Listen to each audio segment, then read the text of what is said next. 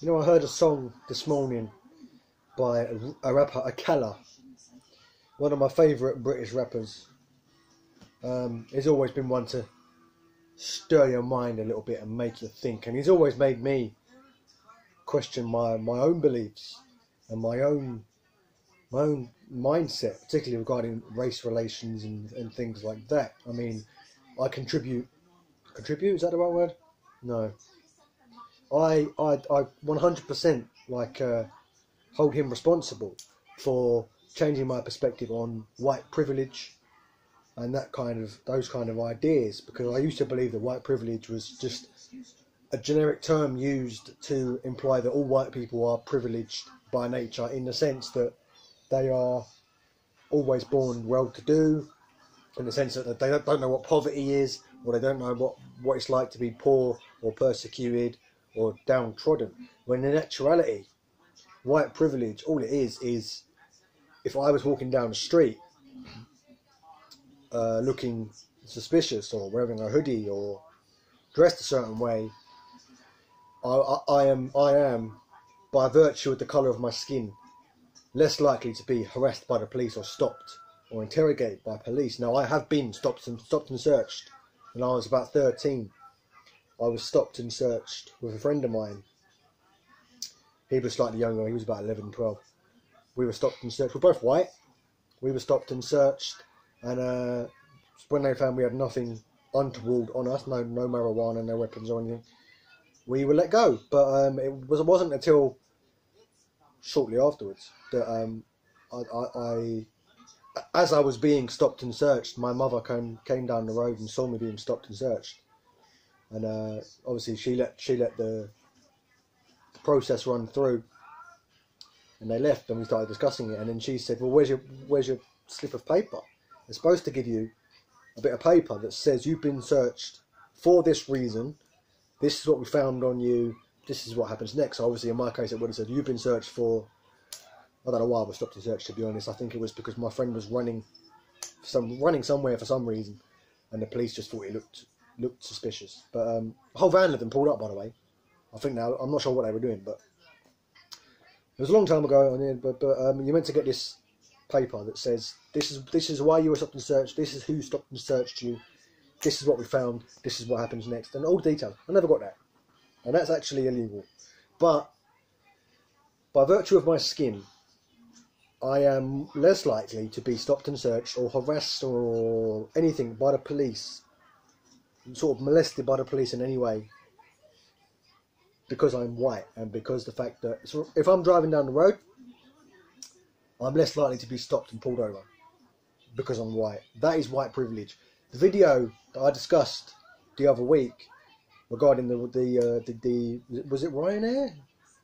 I don't think it was Ryanair. United Airlines, I believe it was, flight, where the man was shouting racist abuse at the black lady, and then she was moved and he was asked if he was okay.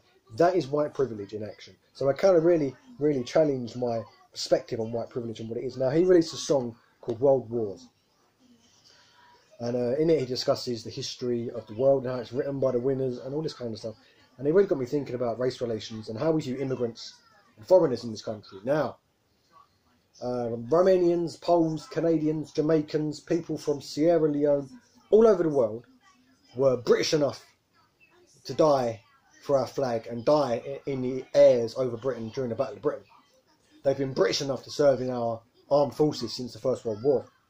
Don't forget, there were millions of Muslim soldiers fighting for Britain in the First and Second World Wars. They're British enough to serve in our armed forces. They're British enough to pick up guns and go and die for us. They were British enough after the Second World War, when we lost all our white Brits, all our Anglo-Saxon wasps, when we lost all of those to the Second World War, the people from the Commonwealth, Jamaica, Barbados, etc., India, they were British enough to come and help prop up our fledgling NHS, which was just getting started. They were British enough to come and sweep our roads, drive our buses, be our doctors and our nurses, and be our dustbin men, put our milk on our doorsteps. They're British enough to do all that. They're British enough for us to not take by force, but adopt, if you will, their musical cultures, their musical genres, reggae, etc. Their musical instruments. You think the guitar that Ed Sheeran plays is made in Britain, because it's not. The guitar that not just Ed Sheeran but anyone plays, that idea, it may have been manufactured in Britain, sure. The idea of a guitar didn't come out of Britain. They're British enough for us to use their oil for our cars and their oil when they're cooking. They're British enough for us to get their cuisine on a Saturday night takeaway. So they're British enough for us to adopt huge chunks of their civilization and their culture into our society. How many people would read horoscopes? You think the astronomers that read the stars and come up with these things, not that I believe in horoscopes for a second, but you think the astronomers that come up with those things and those theories, you think they were English? What have the English really invented? Look, the NHS, brilliant, fantastic. Fantastic institution, which is unfortunately under direct threat by the Tories and their nasty party policies. The NHS, I'll grant you. I'll grant you cricket. Let's pay it. You think football was invented by Englishmen? Nope. Football goes as far as I can tell from my research and my reading, as far back as ancient China, where they used to, and the Mongols, where they used to cut off heads and kick them between troops as a form of sport. So you think that all of the stuff that you enjoy, your kind of Stella, French, Foster's, Australian, the food you enjoy on a Friday and Saturday night, Chinese, Turkish, Italian. So they're British enough for us to adopt all these kind of stuff.